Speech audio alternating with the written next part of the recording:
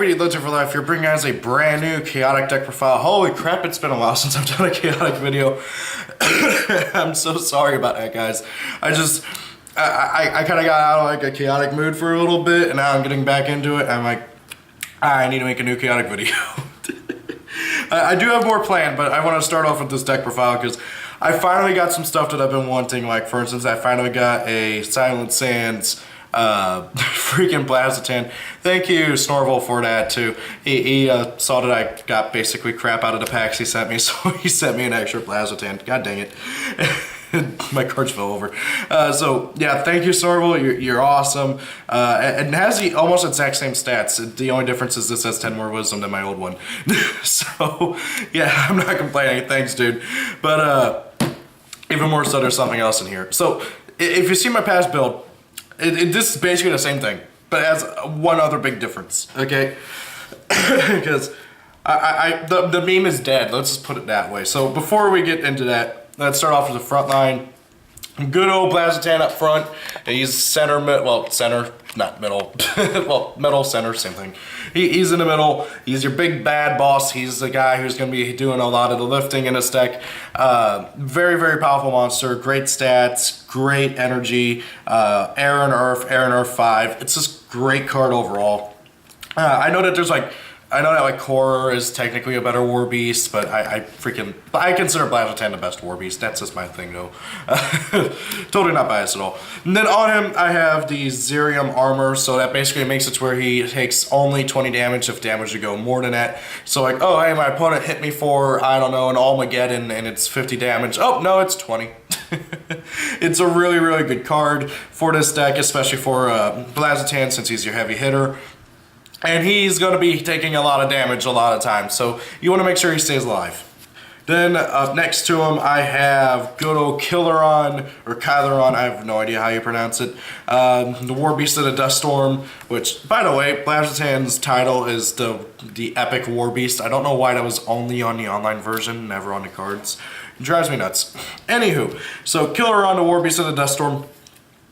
Basically a weaker version of Blaziken, has lower energy, lower stats, but however has Air and Earth 5, Air and Earth as well, of course. Recklessness 25, same as Blaziken. But he makes up for having lower stats by having a really, really great effect. Like Blaziken, yeah, he's just a beat stick. He has like Air and Earth 5 and stuff, but that's it basically. Killeron though has this really nasty effect where any battle gear and creatures that would go to the graveyard are removed from the game instead. So you don't need to worry about like Compost, Danny Index, you don't need to worry about Underworld Song of Revival. So long as Killeron's still around, that ain't happening. And then attached to him, I have the good old Drill Dozer customized rig, which boosts his energy by 20, so he's at Blaziken levels of energy. So hopefully he will stay alive for a bit longer than I would hope. And then next to the other side, we have good old Ninrin. So the big thing about Ninrin is that he has range and swift, so he can just kind of jump over your opponent's frontline creatures and go for their muges, their conjurers if they're playing a Warbeast deck too, and just kind of like get around having to deal with a like a Chaos of Fierce or something like that. And he has 75 energy too, really great speed, a really great card overall, just a really powerful Warbeast in general to complement the other two big ones. And on him I have the Citadel's Lodestone, which basically gives them Earth all the time, so that allows them to use your full attack deck instead of just being able to just do wind damage, which is very, very helpful. Next up, and ooh, I'm gonna move him over there. So next up, it doesn't really matter what side he's on, but yeah, we have good old Eliv, Air and Earth, Unique, and then Warbeasts, well, reduce, Warbeasts take 5 less damage. So basically, that goes for recklessness damage, that goes for music damage, that goes for battle damage. Doesn't matter what it is, he makes it to where they all take 5 less damage, which is great in general because that also keeps your creatures alive a bit more, and it's just really, really awesome. He's also one of the few conjurers who can handle himself in a battle if he does get attacked, which doesn't happen often, but if it does happen, hey, he's okay. And then on him I have the Mipedian battle song, oh god, I can't read it, Balladier's Flute. The Mipedian Balladier's Flute. Just really great for getting more music counters to use your music and stuff. And then next to him, I'm so happy I finally have this. Prince Mipedian, champion of the guard. The meme is dead. I have one. Yay! I'm so happy. Oh my god.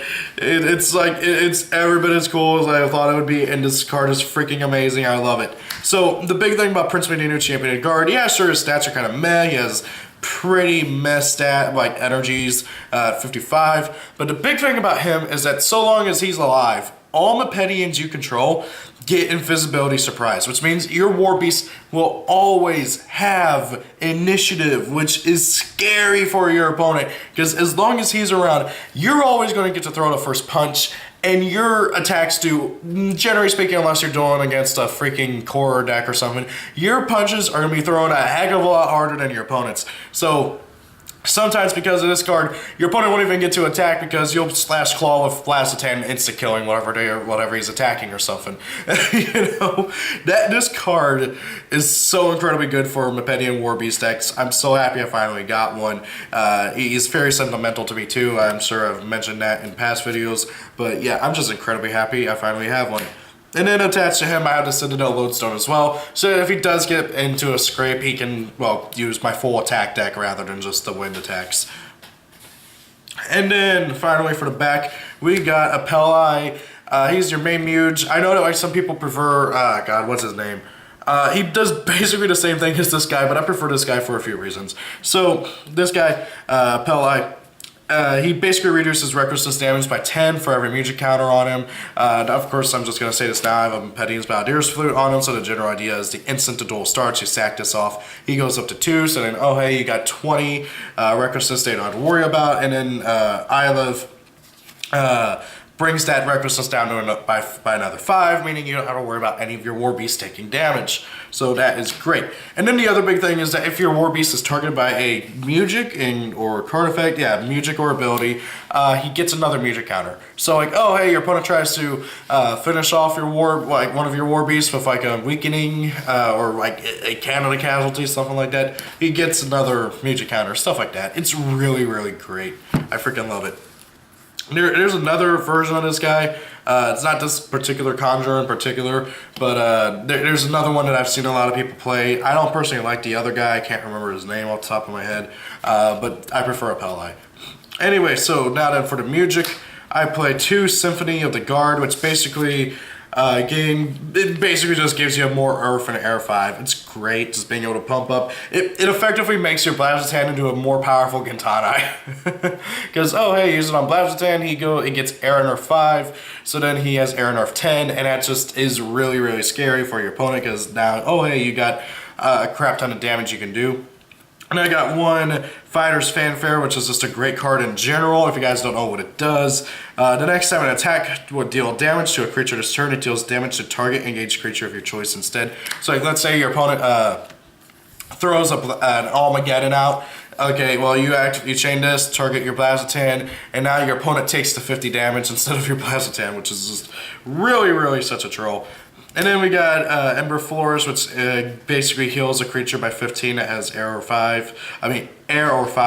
So yeah, just a healer in general. The Melody of Mirrored Actions, which just pops a battle gear. And then the Minor Flourish, which heals by 10 for 1 creature.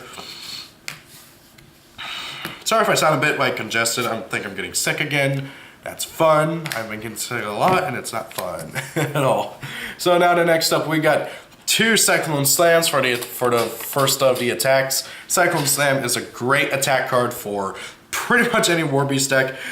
So basically it does 5 air, 5 earth, and then if your engaged creature is a Warbeast, it does another 20. So that means with Blastotan, with its base of air and earth 5, that's going to be 40 damage with one of these. That can one-shot a lot of creatures in the game, and it can greatly weaken some things like Maxor and Kaor and stuff, to the point where, oh hey, if they take any more damage, they're pretty much dead. So really just a great card in general for the deck. 2 Thunder Shouts, 20 base damage if your creature has air and earth, which everything in this deck does, provided they have their battle gear equipped for 2 of them.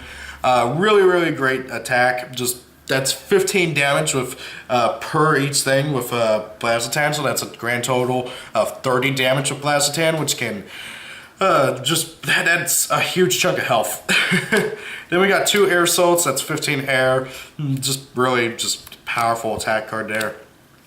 2 Sand Strike, so that's 5 base, 5 air, 5 earth. That is another 25 damage with Blaziken and Kill Rod if I'm doing my math right. 2 Shriek Shocks, because well, stat check 50, everything in here should be above 50. 2 Sediment Sand Shield, so with Blaziken and Kill Rod, it'll do 10 damage because it's air and earth, and it'll also heal your Blaziken and Kill Rod or whatever the heck is attacking.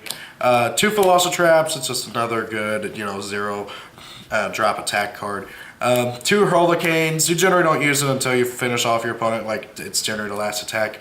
1 Slash Claw, I don't have, actually I think I might have another one now, I can't remember if I got one, but even if I did, this card is really just great in core decks, and it's a one of in pretty much any other Warbeasts deck in my opinion, because it just has such a huge cost at 5. So if you don't know, this card does 5 base damage and it does damage equal to the recklessness value of your creature. Oh, sorry, twice the recklessness value of your creature. So with Blaziken, that does 55 damage, which is just insane. I mean, you can one-shot a Heptad with max energy with that. So yeah, that is just really, really great.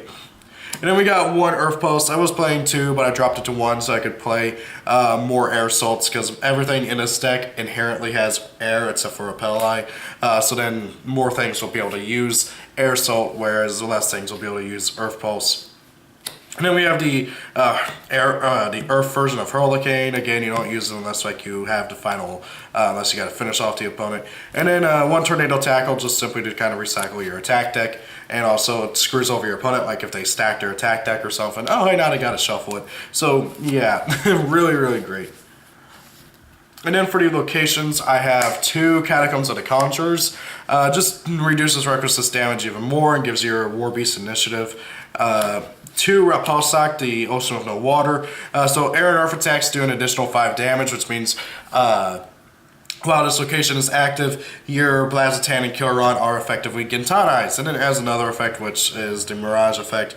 Oh yeah, at the end of combat, each engaged creature gains music counter. And if a water attack is played, it goes back to the location deck, and whoever played a water attack reveals a new location. And then we got 1 Mipedian, Mipedian Mirage, 1 Fidov's Refectorium, 1 The Hunter's Perimeter, 1 Sands of the Unseen, 1 Brawler's Burrow. If I had more than 1, I'd be totally playing 2 of this in here. 1 Gloommire Knight to round everything up, so that your engaged creatures, so yeah, basically you don't have to worry about your opponent screwing over stuff with swapping location, well not locations, but creatures. So guys, that's the deck profile. I really, really like Mipedians. They're still one of my favorite archetypes. This ain't Yu-Gi-Oh! They're still one of my favorite tribes. Easily my second favorite, right behind Morellians. And Blaziken and freaking good old Prince Mipedian are still 2 of my favorite cards in the game. I really do like this deck so much. So guys, what do you guys think of this deck profile? Please leave your comments. Do you have any ideas, recommendations, or concerns with the deck? Please leave them down in the comments below. Thank you all for watching. I hope you guys enjoyed the video. Have a great day. It's your birthday. Happy birthday. And see you all later. Peace out. Goodbye.